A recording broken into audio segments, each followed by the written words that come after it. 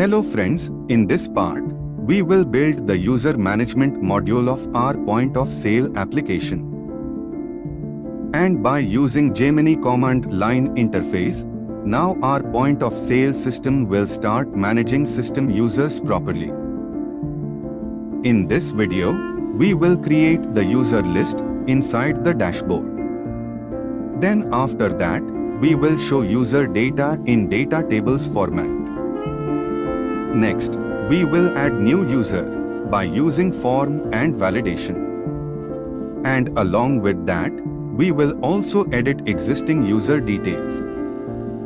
Then we will apply unique email checking for safe user management. And finally, we will restrict this full module for admin users only. So from this part, our point of sale application starts handling user accounts in a practical way. In this video, we will learn how to use Gemini command line interface to build a user control module in a real project. First, we will add user module rules inside the Gemini Markdown file. And these rules will help Gemini to understand how this module should work. After that, we will generate user listing by using data tables. Then we will use server-side processing for loading user data properly. Next, we will create add user form with proper validation. And along with that, we will also create edit user flow with validation. Then we will make sure that this full user module is accessible only by admin users. So in this part, we are building a real user access management module inside the point of sale application. A real application needs proper user control, role management, and account validation. Because admin should be able to manage system users in a controlled way. And user records decide who can access this point of sale application. Then after that, unique email becomes important for login identity. Because one email should belong to only one user account. Next, proper validation helps us to keep user data clean and correct. And this module also supports access control for the full project. So without user management, a multi-user point of sale application remains incomplete. In this part, we will add user module rules inside the Gemini Markdown file. And these rules will help Gemini to generate the correct listing, validation, and access flow. First, we will tell Gemini that user module is accessible only by admin users. And this is important because staff users should not manage system users. Next, we will tell Gemini to use jQuery data tables with server-side processing. Then after that, we will tell Gemini to use Bootstrap 5 model for add and edit forms. And this is useful because it keeps user management simple and user-friendly. Next, we will define that name, email, and password are required while adding user. After that, we will tell Gemini that email must always stay unique. And we will also tell Gemini not to insert duplicate email records. Then after that, we will tell Gemini not to update email to an already existing value. Finally, we will tell Gemini to keep the code simple, clean, and beginner-friendly. So these instructions clearly tell Gemini how user listing, validation, and access control should work. Now after adding these rules, we will move to the practical part of this video. And here, after updating Gemini Markdown, we will generate the user management module step by step. So first, we will open the Gemini Markdown file again. Then after that, we will add all user module rules properly. And once these instructions are ready, next we will write the prompt for user's CRUD operation. After that, we will run this prompt in Gemini command line interface. Then after that, we will review the generated code carefully in editor. And once code is ready, we will test the user list in browser. Next, we will test add user and edit user flow in practical way. And along with that, we will also test duplicate email validation and admin-only access. So in part 5, we are building the people and access management layer of the point of sale application. Now we are moving from presentation explanation into the practical section of this part. And here, first we will open the Gemini Markdown file. Then after that, we will add one new rule block for the user module. So now we are writing the heading User Module Rules. Under this block, first we are telling Gemini that user module is accessible only by admin users. And this is important because staff users should not manage system accounts. Next, we are writing the rule to use jQuery data tables with server-side processing. And this is useful because user listing should work properly in real projects. After that, we are telling Gemini to use Bootstrap 5 model for add and edit forms. So by using this, user management flow will stay simple and user-friendly. Next, we are writing the rule that name, email, and password are required while adding user. And this is important because user account should not be created with incomplete data. Then after that, we are telling Gemini that email must be unique. And this is useful because same email should not be used for multiple accounts. Next, we are also telling Gemini not to insert duplicate email records. And after that, we are telling Gemini not to update email to an already existing value. Finally, we are telling Gemini to keep code simple, clean, and beginner-friendly. So now our Gemini Markdown file is ready for user module generation.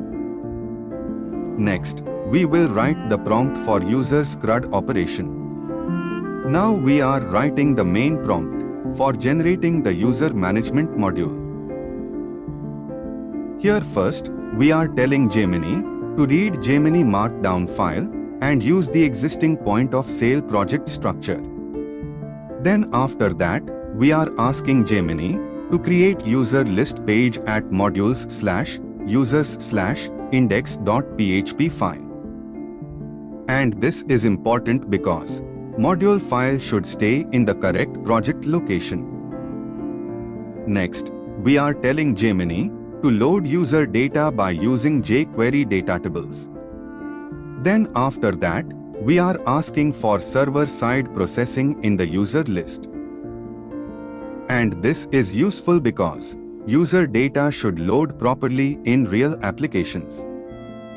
Next, we are defining the required columns for the listing.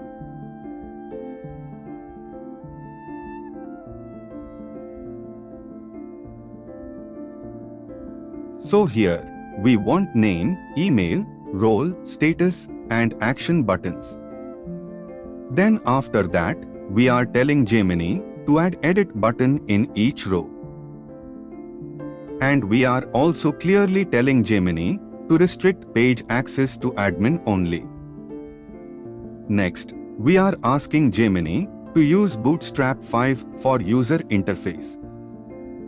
Then after that, we are reminding Gemini that name, email, and password fields are required. Finally, we are telling Gemini to keep everything simple and beginner friendly. So now the main prompt is ready. Now we will run this prompt by using Gemini command line interface.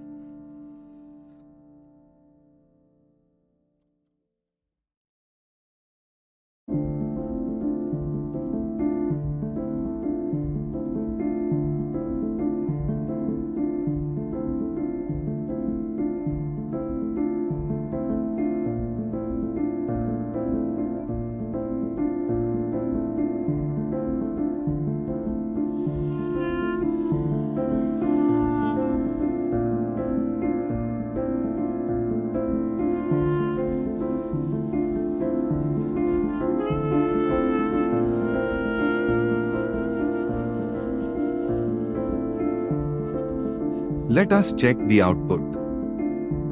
Here, we can see that Gemini has generated the user management module code. And it creates the user list page inside modules/users/index.php file. Then after that, it adds jQuery datatabase integration with server-side processing. And along with that, it also creates add user and edit user flow. Next, we can see form handling code for user insert and update logic. And it also includes duplicate email checking in backend validation. This output is correct because it follows the rules which we added in Gemini Markdown. And this output is useful because now our point of sale application gets a real user control module. Now after checking editor code, next we will test the module in the browser. So first, we will open the user management page from dashboard. Here, we can see the user list page is loading inside the dashboard properly. And the list is shown in database format with columns which we requested. Then after that, we can also see the add user option on the page. Now let us test add user feature in browser. Here, when we click on add user, the modal opens properly. Then after that, if we leave fields empty, so here, validation message is shown.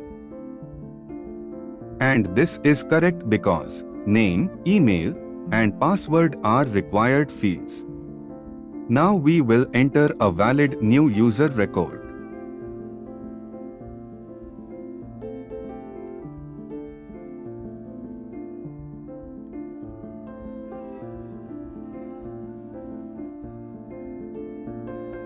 Then after that, when we submit the form, user gets added successfully. And once insert is completed, the list is refreshed with new record. So add user feature is now working properly in the browser. Next, let us test duplicate email validation.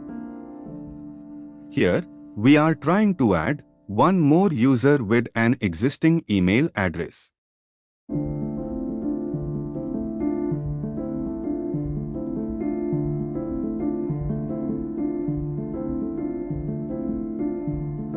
Then after that, backend validation stops this insert.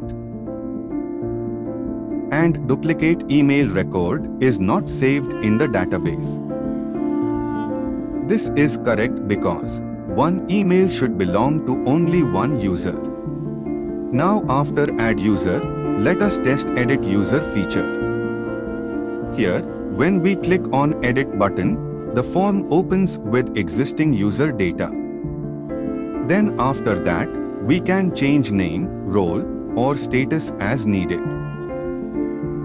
And if we update with a valid email, record is updated successfully. Next, if we try to update email with an already existing email, validation stops that update. So edit user flow is also working properly in the browser. Now after add and edit testing, let us also think about access control. Here, this module should be accessible only by admin user. So if staff tries to open this module directly, access should be blocked or redirected. And this is important because user management should stay under admin control only. So in this practical section, we have completed user management module step by step. And now our point of sale application can list, add, edit, and validate user records properly. Along with that, we also made sure duplicate email is prevented. And finally, admin-only access is also applied for this module. In next part, we will make product module under this point of sale application by using Gemini command line interface and Gemini Markdown file.